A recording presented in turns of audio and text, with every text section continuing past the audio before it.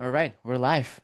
All right, let's do this. So today we're going to talk about, we got some exciting topics. We're talking about a few different cool AI use cases, including a pre-call sequence. I'll kind of share Mm, some of the results that I'm seeing from that. It's been okay. amazing. Yep. You've got one, turning marketing assets that you buy into templates, which I'm excited to hear what you've got to say there. Yep. We've got waitlists versus segmentation survey. Again, very interesting topic for me. What are you excited about for this one? Well, you kind of teased me a little bit before we started recording with your content day topic, Yeah. so I'm curious to hear what you have to say there.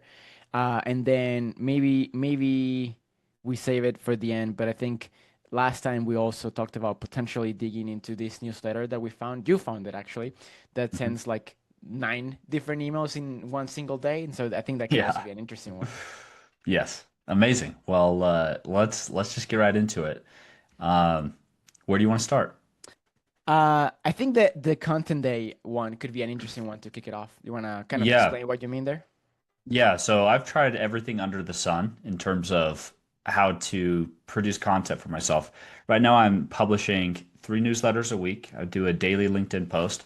I do something like 20 or so tweets a week, maybe a couple of long forms in there. I'm again starting to republish those onto Substack. Hmm. Um, I noticed. and I do a YouTube video every week. So it's a lot of content. And I've done like the wake up every morning, write for an hour. I've done the let's just do Saturdays, whatever. Something that maybe this is a little bit of a luxury, Mm. just like with where I'm at with my business, but I've been setting Mondays aside, no calls at all, and it's just my content day. And Mm. so maybe it takes me 4 hours, maybe it takes me eight, but my whole objective is to just get all of my content done for the week. Mm. And sometimes I'll do my content and then I'll have extra time and I'll do other stuff. But just not having any pressure to do anything else, like it's amazing. I feel like my content's better. I'm way less stressed about it. Like I said, it is a little bit of a luxury. Like if you're just super in the weeds, you might need to squeeze it in where you can. But it's made a massive difference in terms of like my quality of life and I believe the quality of content as well. I love that, and I do something similar. Before I share anything of my stuff, though, I'm curious because I feel like this is one of those things that everyone has like their slightly different approach to it, and so I'm always curious like how people approach it or like tackle it. And so I'm curious like high level at least, how do you like, what does that typically look like for you? Like, you sit down on a Monday to write, and is it like Yeah. you start with ideation, you have like some things prepped already, and then you kind of hit the ground running? How yeah, I'm just curious what it looks like. Yeah, so I've got my main platform is LinkedIn. So that's where I'm putting, I would say, 80% of my time and focus. The other platforms get a little bit of time and focus, but not nearly as much. Yep. And so I'll build out a kind of a month long, not like I don't write all the posts for a month, but I at Hmm. least have an idea. Like, okay, I'm gonna expand on my best tweet for the week, and I'm gonna do that every single week.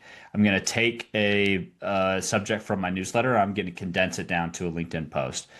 So I have like whatever 6 or 7 sources for every week that I'm likely to pull from. Maybe I pull an audible, but so the big focus there is LinkedIn, Hmm. and then with email, I have for the 3 emails, I have my formats, and I know like I have a process for those, so Yep. it doesn't take me a very long time, but Yep. I feel like they can be really high quality.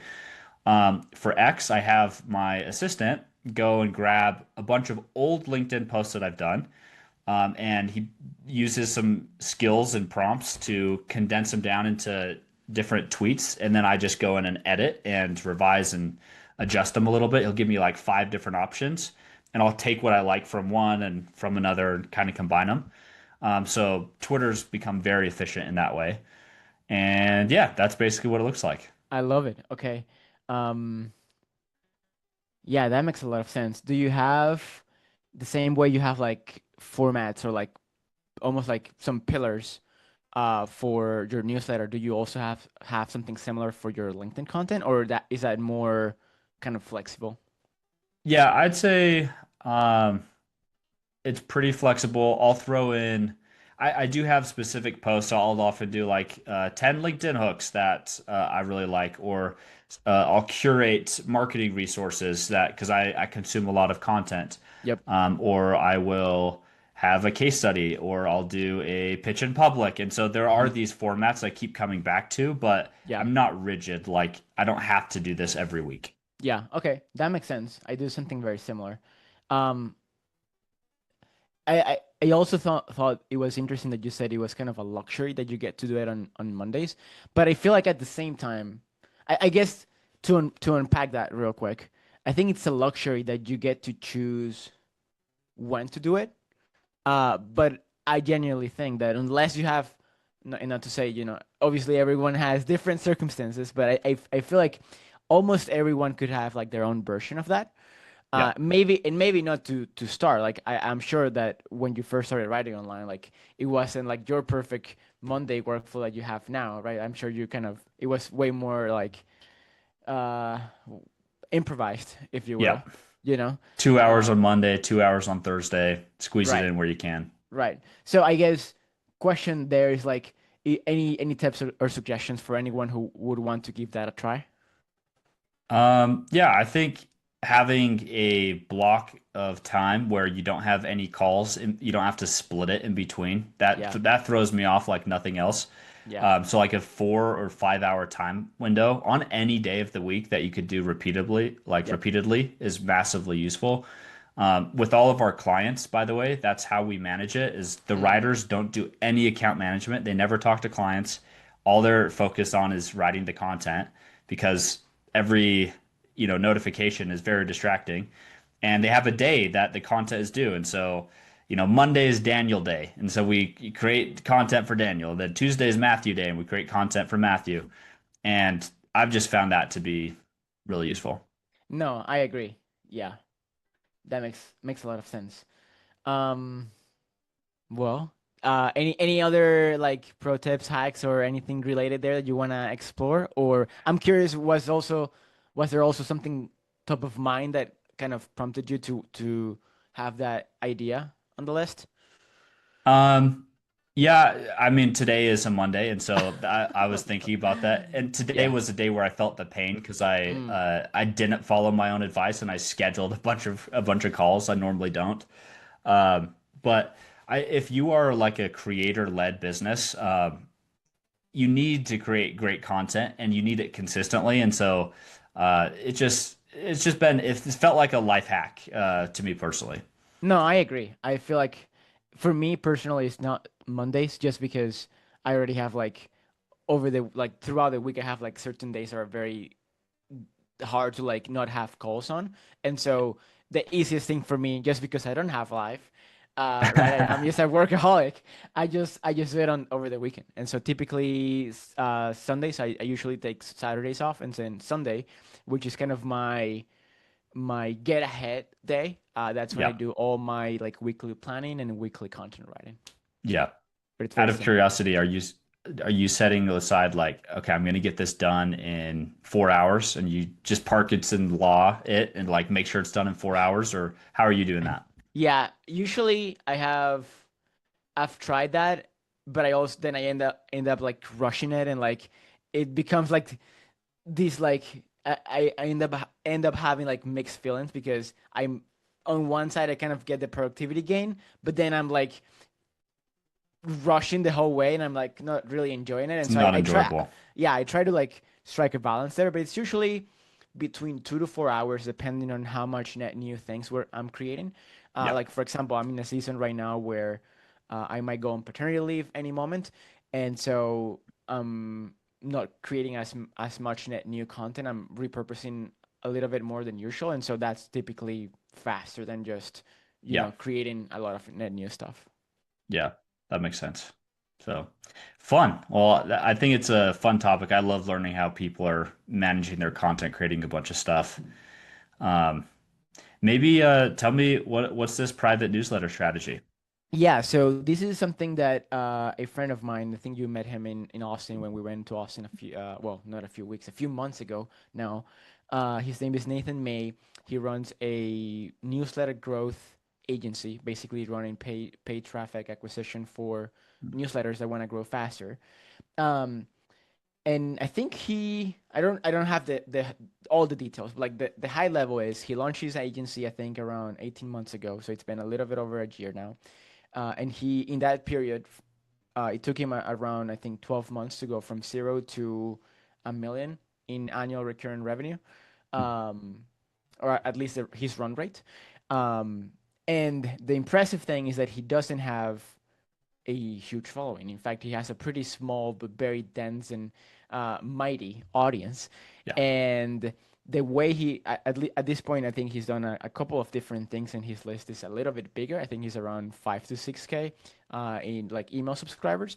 But at the very first, and like a lot of the initial kind of marketing and client acquisition that he did to get to a million in annual run rate was he built a private newsletter where instead of like publicly promoting and trying to get as many people as possible on his newsletter, he actually took the opposite route. And he made a list with his ideal clients or people that he wanted to really work with or have a relationship with. And he would personally invite those people only manually to his private newsletter. And that's how he got his first 100, 300, 500, I think all the way up to 900.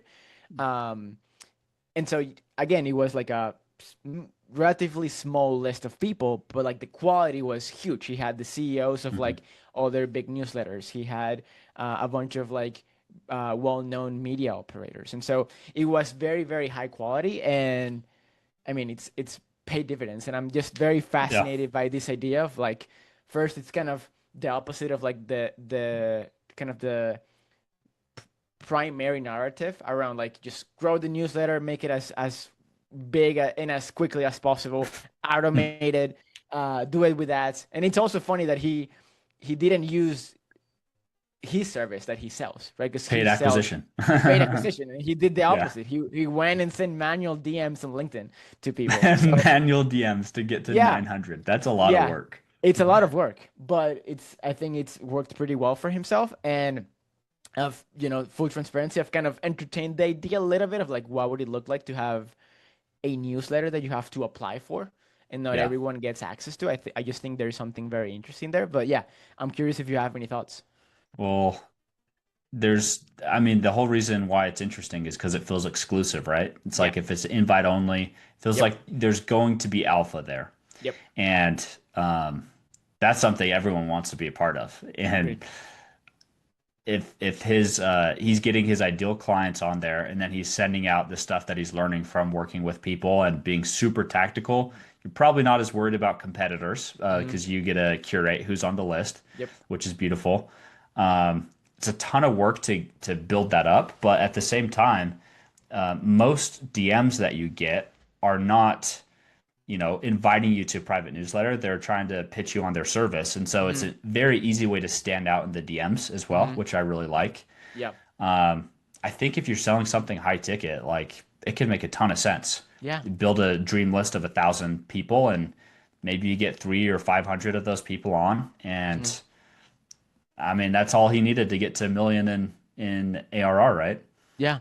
And it's the I don't remember who said this, but like the whole kind of analogy of like, would you rather have like a gazillion people read it, like strangers reading your newsletter, or would you have only like Jeff Bezos and Warren Buffett reading your stuff? Like Yeah. how obviously that's an extreme and kind of hyperbolic example of like kind of the same idea there. Yeah. They represent probably more buying power than having 2 million subscribers that are random.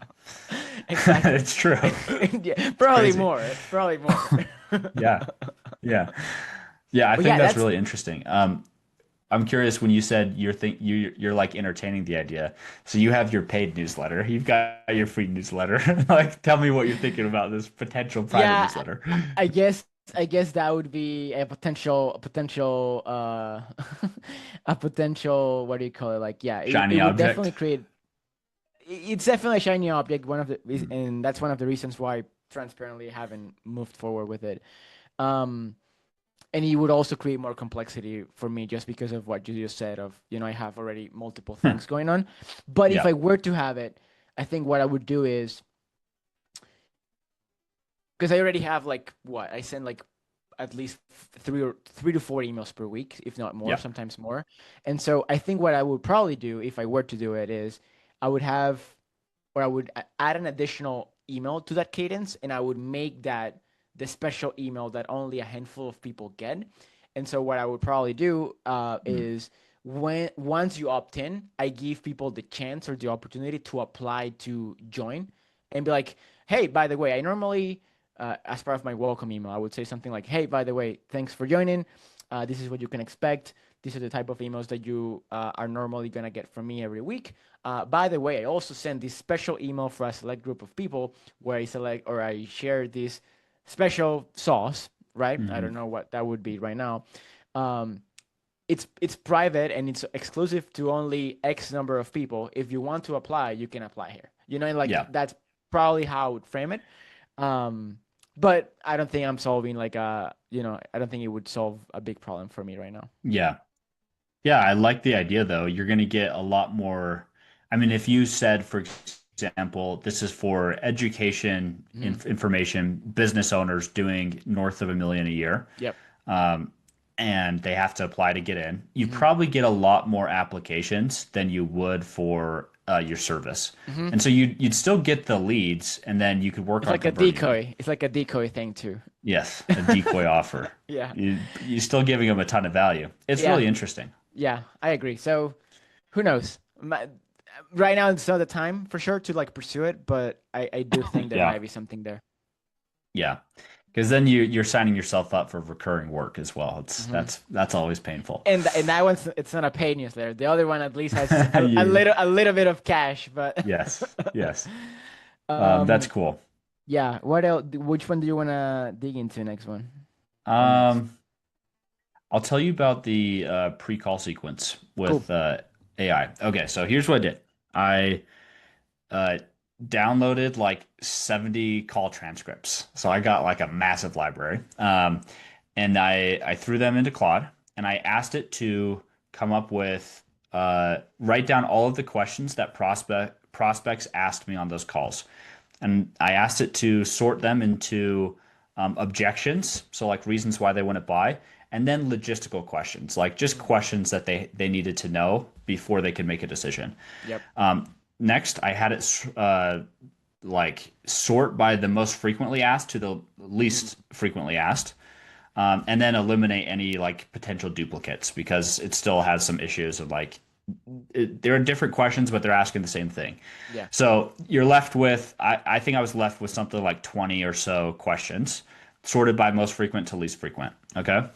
So that's where I started. That's obviously amazing to have. But then what I did was I created an email sequence. I have 14 emails and I had AI help me. And then I went through and did one pass through and edited all of them, answering the most frequent to least frequent questions in order.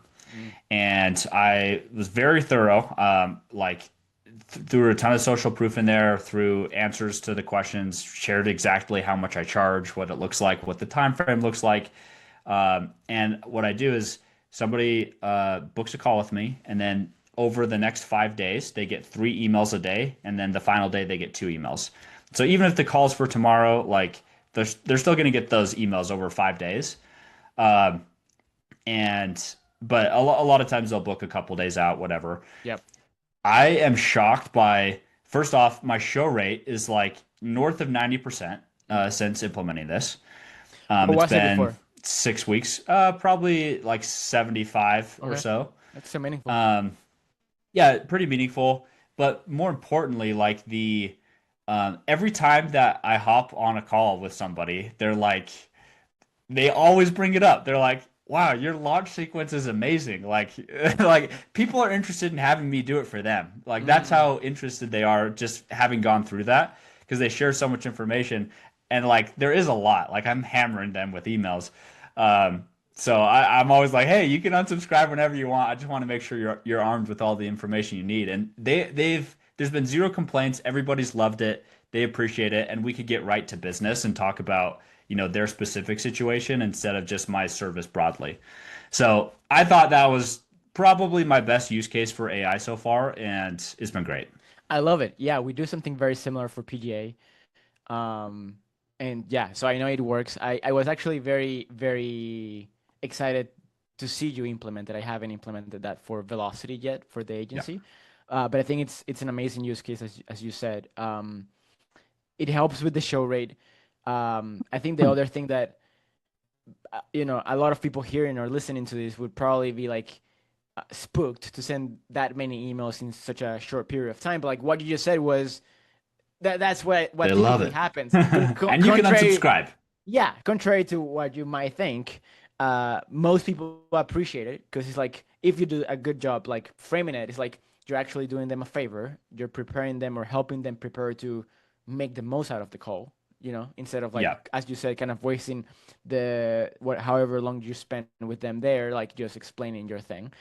Um, and then the other thing that I always find fascinating with those emails is like the unsubscribe rate tends to be extremely low, which again proves the point that most people appreciate it, not kind of are not kind of annoyed by it.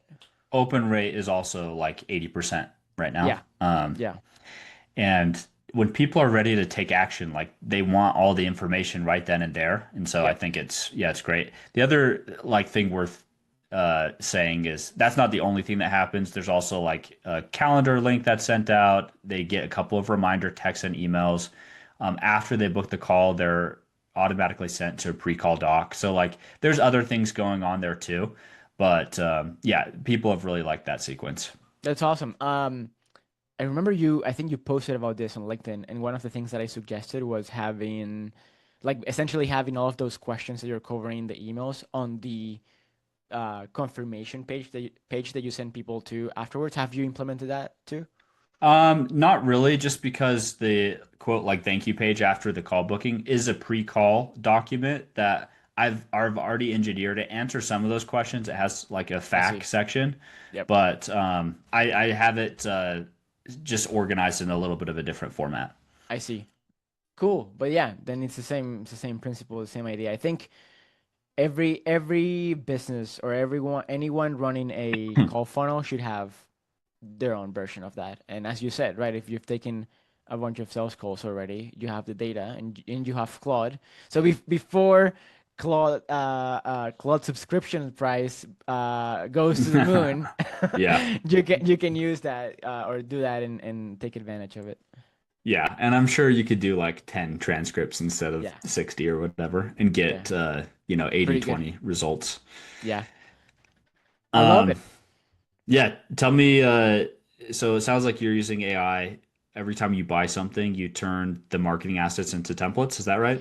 Yeah, so that's an idea. Actually, and a quick side quest is I recently started tweeting again, and I love it because, and I don't think it's necessarily specific to Twitter, although I like the kind of the conversational and like fast-paced nature of Twitter. Yeah. But I think it's something that's kind of true with any text-based short form that it's like you have a thought or an interesting insight, an observation, and you can just take your phone for 2 seconds and you just rip a Mhm. tweet and then it's there and you validate an idea. Um, and so actually this weekend I was like doing the dishes or something, and then my brain somehow went to a podcast that I heard like a gazillion years ago where someone was explaining their kind of how they use a swipe file to like Mm. just generate and create their own marketing assets faster and make them more effective.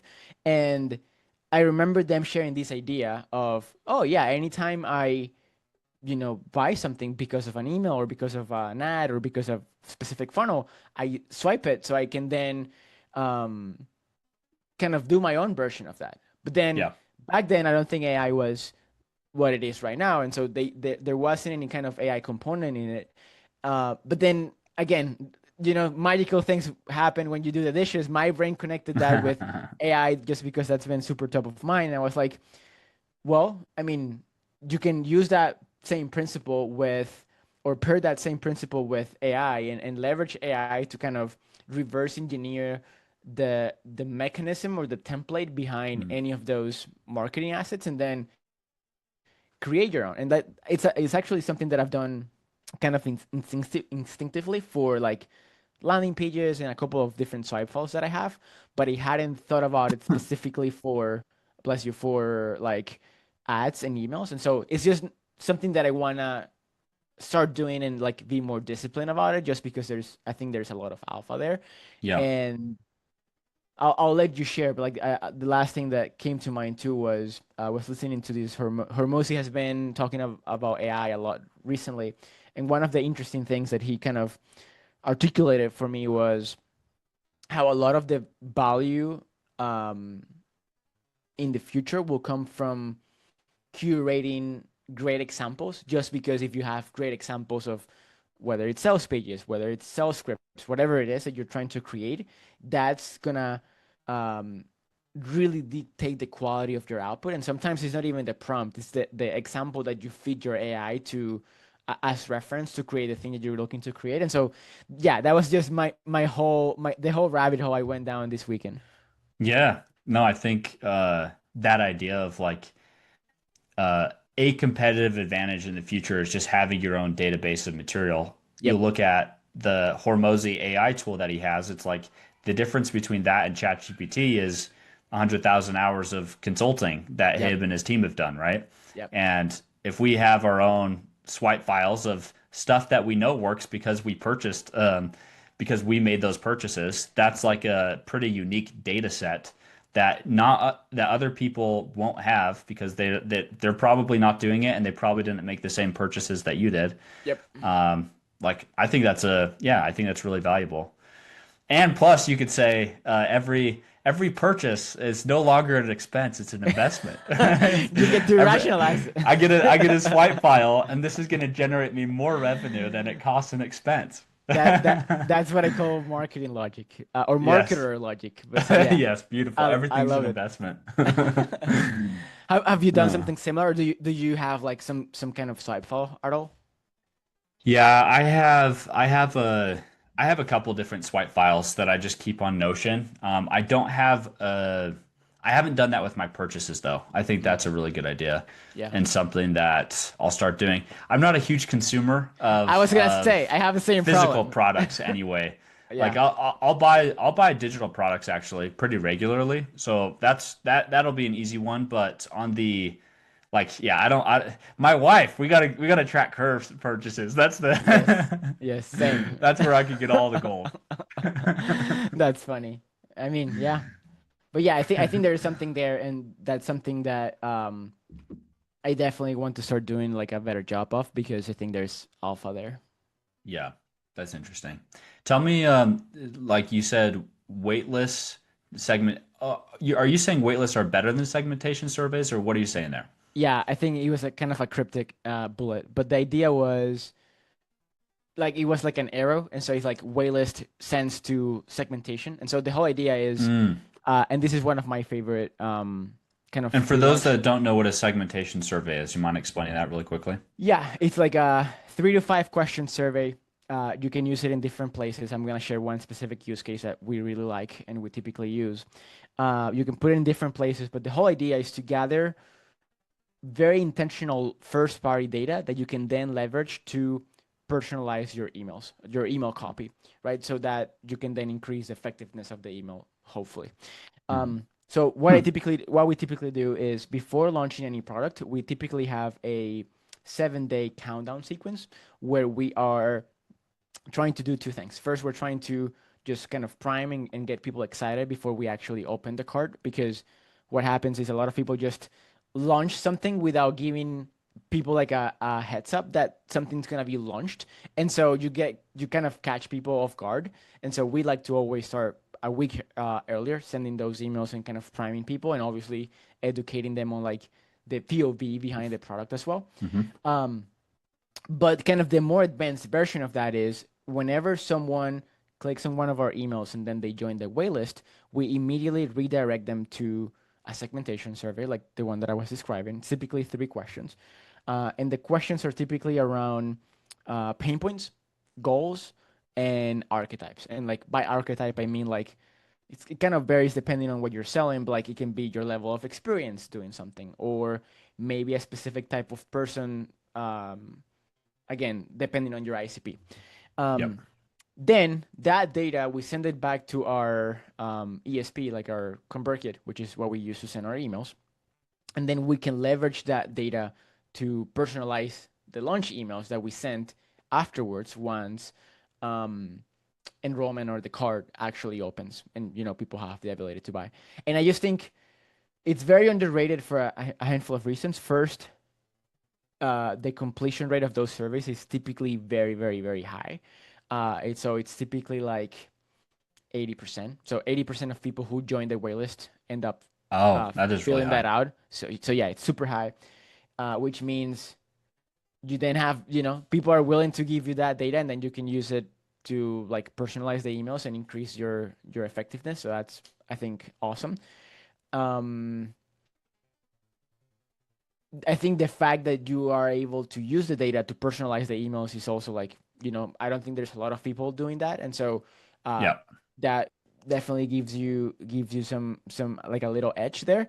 And then finally, I guess just a pro tip is to maximize the number of people who complete the survey. We also like giving an incentive in exchange. And so the whole framing is we want to make sure the product is as relevant as possible. If you fill out this quick survey, we'll send you like a free module from the program or Hmm. something along the lines. And then you kind of kill two birds with one stone because you also give people a sneak peek of the product, and that Mm. continues to get them excited about it. Okay, so let me make sure I understand. So say that the product you're selling is a Claude Cowork Bootcamp, Yep. and I'm reading an email, and you're saying, "Hey, by the way, next week we're going to launch a Claude Cowork Bootcamp. Yep. If you're interested, go ahead and click here." So I click, and it takes me to a type form. Hmm. Is it on a Notion page or is it directly to Typeform? Both work. It can be like a page where you embed the survey and you have some copy on top, or you can send people directly to What Typeform. do you guys usually do? Um, some like usually the page just because it looks nicer and you can like have more control over the copy. Cool. So Yeah. you get Notion page and it's like, oh, this is what we're going to be talking about with this boot camp. There's a headline and it says fill this out if you want a little bonus material. So I Hmm. fill it out and I say, hey, I have a content agency, like I'm a full-time business owner. Hmm. There's revenue ranges. This is the one that I fit in, and maybe one more thing. And then the following week, when you launch it, you're customizing every email that you send based on my answer. So you're saying, hey, you said that you're doing XYZ in revenue. And so this would be really helpful because of, and you could say a specific reason. Or you said that you're a full-time business owner and you have some employees, and so you'll be able to get even more leverage than the average person. And so you're just making it way more personal, and the likelihood that I buy it increases. Correct. Yeah, I think that's spot on. Um, and then the other nice thing is that you don't have to change the product, right? So the product suddenly feels way more like relevant, but the product hasn't changed at all. Just Yeah. because you know who you're speaking to, and you get to like, as a result, highlight the things that they care about. I don't want to get too deep in the weeds with like exactly how you're doing that. So I know you use Kit and you're Hmm. using Liquid, which is their like code to basically say, hey, if you have this tag, then go to this person. If you have this tag, go to this person. I'm curious though, are you creating like are you almost creating three different emails for every email that you send? Or are there like specific segments that are really easy to just rotate between? Great question. So the way I tackle it is, instead of trying to write five different emails, the question I ask myself is, what are the 3 to 5 very high leverage sections where I could inject some personalization and get like the 80/20 of the benefit, right? And so Across the entire sequence. for each email, right? And the other thing is Okay. like now with AI, it's like 10 times, dude. I used to 2 years ago, I used to do this shit manually. Now with the, with AI, it's like a piece of cake, because Mm. with the right prompts, of course. But yeah, it's typically for each email we identify with Claude 3 to 5 sections. It's typically the introduction, um, some section where you speak to benefits or pain points or problems, and then the CTA is also very high leverage, right? And Mm. so, for example, in the CTA, instead of saying join 100 others who have already 100 other generic statements that have other join, you can speak to their specific archetype, right? So if you said you are a business owner, you can say join 100 other business owners who have already Mhm. secured their spot, and that suddenly feels like, oh, dang, there's another or some other business owners who have already Mm. joined this thing. Um, but yeah, that's how we do it. Like we identify 3 to 5 sections, and Yeah. then it's just like if they fall in this bucket, show this. I'm curious. So, first principles, of course, like the most specific you could get is you jump on a sales call with somebody and you walk them Hmm. through exactly how it's going to benefit them. Yep. On the opposite end of the spectrum, you're reading a sales letter about an industry where you don't understand anything, right? Yep. And there's every layer in between. So obviously, the more specific, the more like theoretically, the higher the conversion rate, the more sales you're going to get. Uh, I'm curious if you have any like specific stats where you could say, uh, before we were doing this, this is what the conversion looked like or how many sales we were getting versus now that we're doing that, this is the lift that we've seen. Any indications there? Yeah, I haven't done a tremendous job of like documenting the effectiveness. I do agree, like from first principles, if you asked would this make the emails more or less effective, like the answer is probably more. Um, Brennan Dunn, the founder of Write Message, he actually built um a whole like an entire tool around this like specific problem, and I think he's done a way better job than we have, kind of documenting the the like tangible benefits of doing this stuff. And so if you go to writemessage.com, he's done like some kind of experiments with people like Justin Welsh, I think Tiago Forte, and he has some cool stats. Uh, so yeah, like I don't have a lot of like specific numbers, uh, Yeah. but yeah, I think it can work pretty well. Yeah, I think the key here is a year ago or 2 years ago, this probably made 0 cents for 99% of creators to do, or people selling through email Yeah, because it's a lot of extra work. and But technical. today, and technical, Yeah, but today that's a lot less the case. You tell Claude that you have three different tags that you need to switch between, and you can get a lot of leverage there. Still have to make some decisions.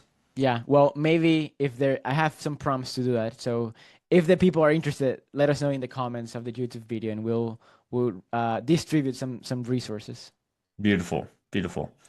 Amazing. How are we doing? Do we want to do any other ones that Yeah, call in your name?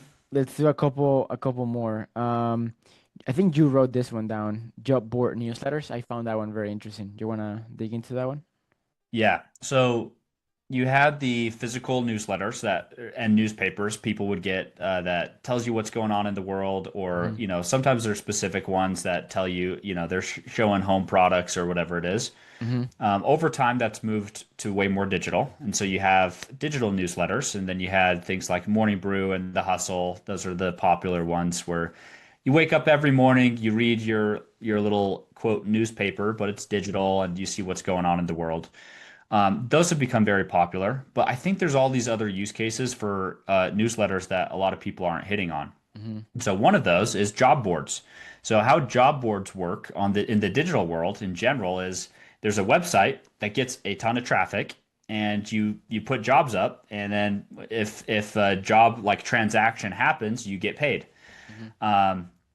But the way the web is working is changing, and so there's a lot fewer websites that just get a ton of traffic organically, and it's more like you can get a lot more reliable traffic via something like email or SMS, an owned list.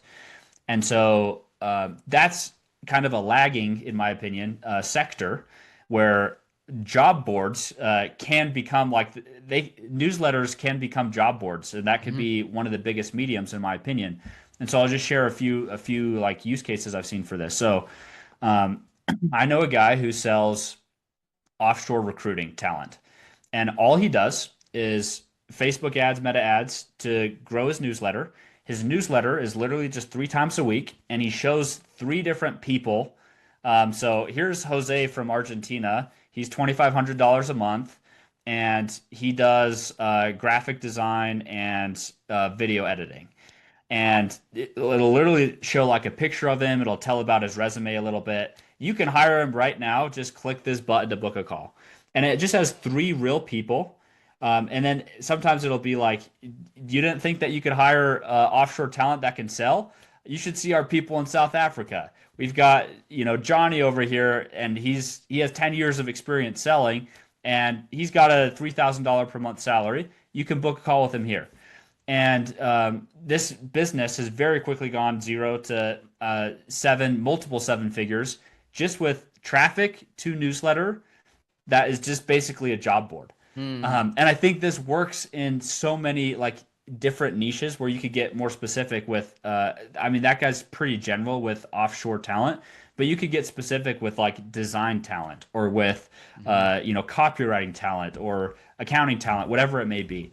And so I just think that's a huge opportunity right now. That's so interesting. And I feel like there's a handful of like under the hood there's a handful of different things there because I think what you're saying is this specific guy and this specific company, they are like their business or their service is like they help you find offshore talent and then they place the talent into your business. Is that And right? charge a fee. Yeah. Okay, right.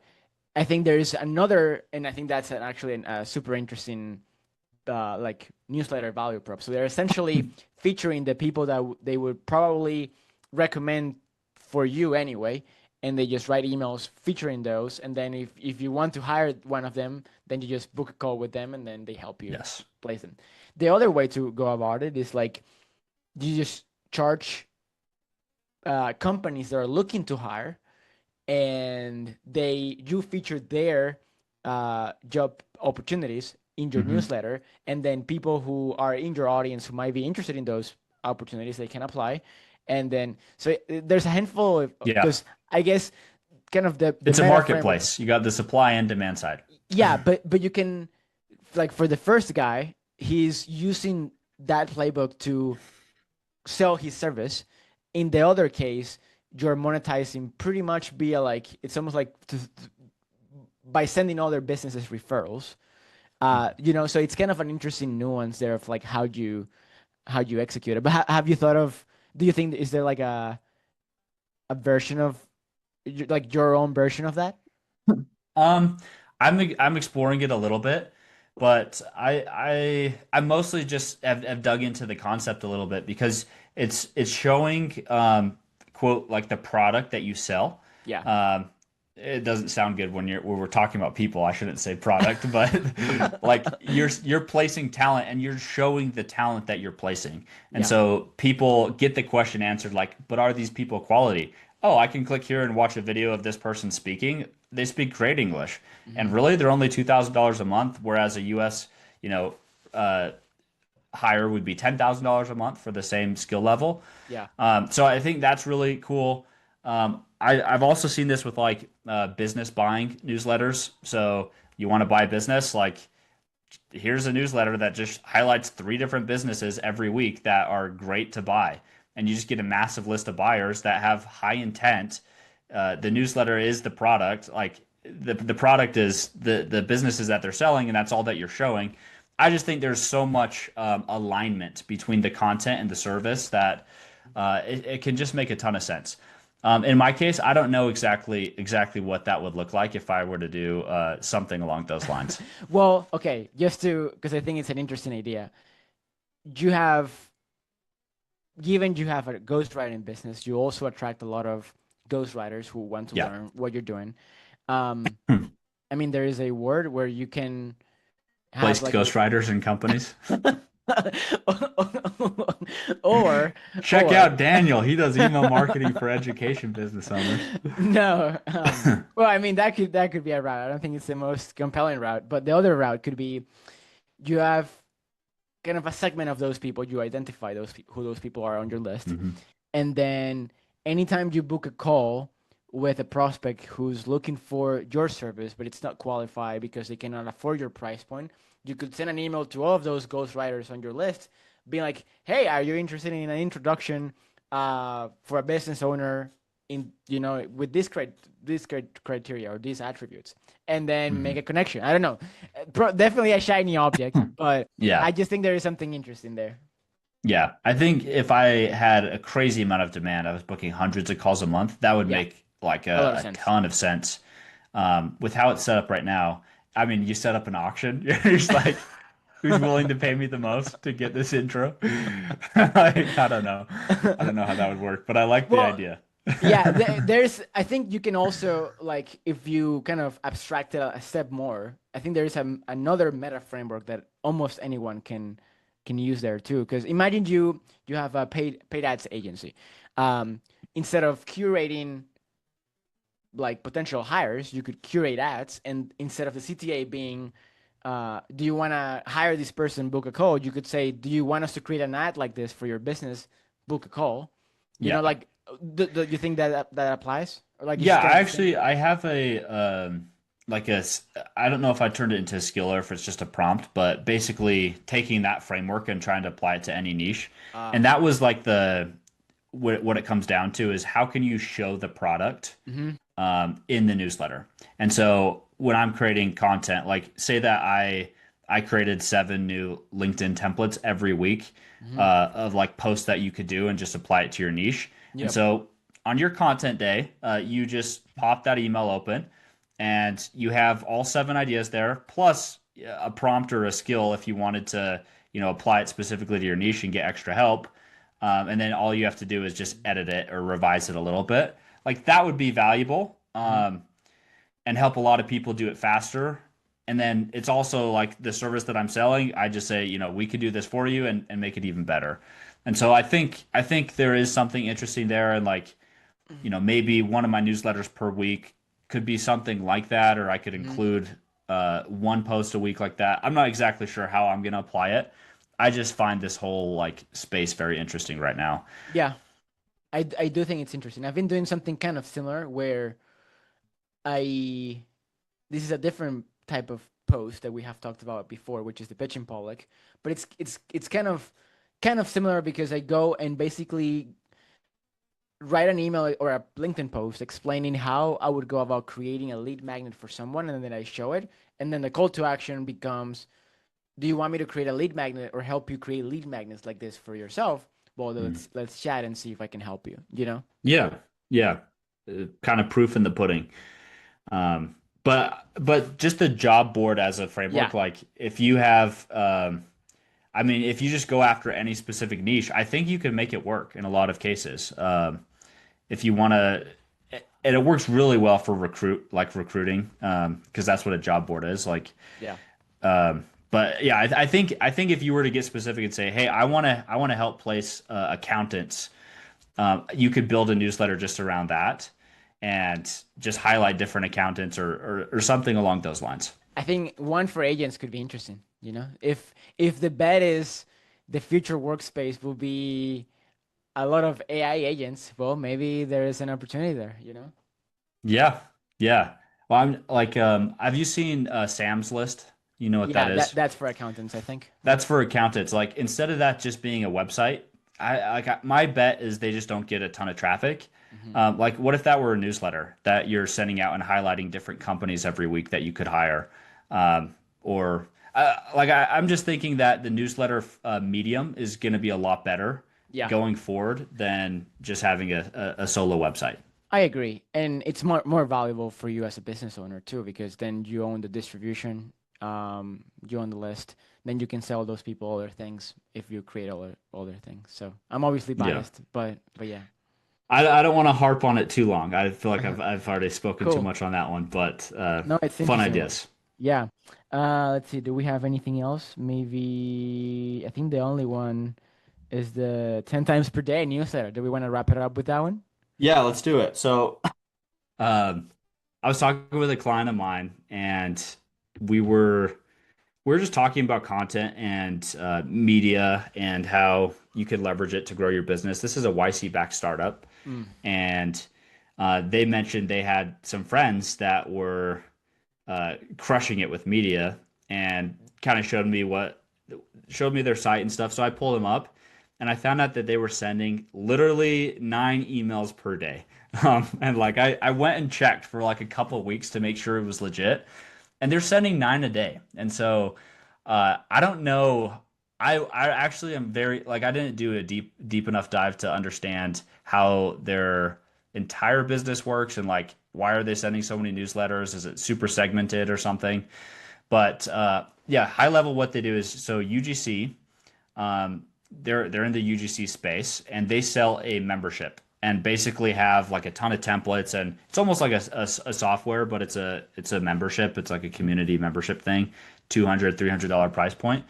But each of the emails basically shows different like posts on Instagram, TikTok, YouTube Shorts that went hyper viral. They break them down. They make it easy to replicate. That's all they do. They send 9 a day. According to my client, they're doing very well. I don't know exactly what that means, but it's pretty interesting. Like most people think 1 a day is crazy. These guys are sending 9 a day. So, okay, because I remember you when you first mentioned this, you had just joined their list. So you have actually gotten the 9 emails each day. I have like a burner email that I sign up to stuff. To be honest, I haven't checked it since. Okay. The reason why I saw that they were doing 9 a day is looking at their site, they have a backlog Ah, of all the content. So okay. that's where I was seeing all of those come through. I don't know if Interesting. those are all actually hitting my inbox. Yeah, it's interesting. Well, one counterintuitive nugget that I learned a few months ago, just because I had a client who had some deliverability issues, and I had to like get my hands dirty on that front, and I did some research and talked to some people and learn.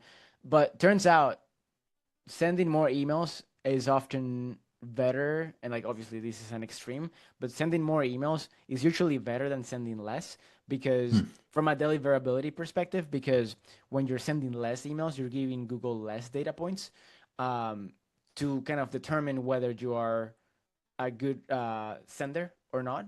And so Mhm. usually people with, again, there's some more nuances, but typically people who send more emails tend to have, or at least they have an easier time having or building a good domain and send their reputation than people Hmm. who send way less frequently. So maybe there's something there, although it sounds like even for me that I'm usually advocating for more emails, nine per day feels like a lot. Yeah. Yeah, it probably I wish I knew a little bit more about their situation to like obviously there's a reason why they're doing it. Yeah, if I had to bet, I feel like they are probably sending like those emails to different segments, and then what they do is they post all of them to like the same repository, like, which is basically their website or their blog. Yeah. But still, that's awesome. Yeah. Yeah, pretty interesting.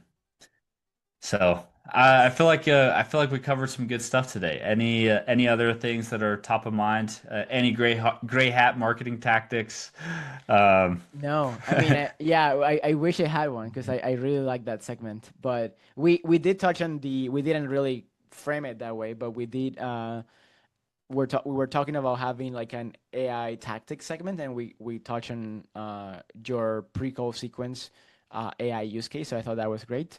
But no, I yeah. think yeah, I agree. This was great, and I'm yeah excited for the next one. I don't have a lot of ideas to tease for the next one. Do you?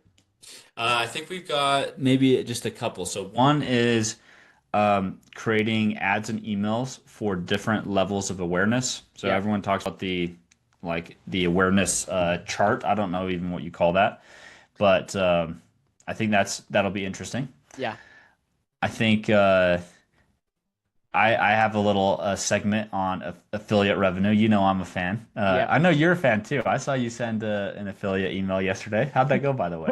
It did okay. It did okay. I need to do it more consistently. But yeah, Yeah. it's nice. Yeah, my like the 2 second thing there is I think every B2B business should generate enough affiliate revenue to cover their SaaS expenses. I agree. That's I my take there. yeah, I like it. Yeah. Anyway, so we'll touch on that a little bit more next week and I mean our messages like we're just sending stuff every day. That's True, interesting. So true. we're gonna have some more interesting stuff to talk about. Dope. Well, hopefully this is helpful, and I think that's it for today. Sweet. Peace. Cheers.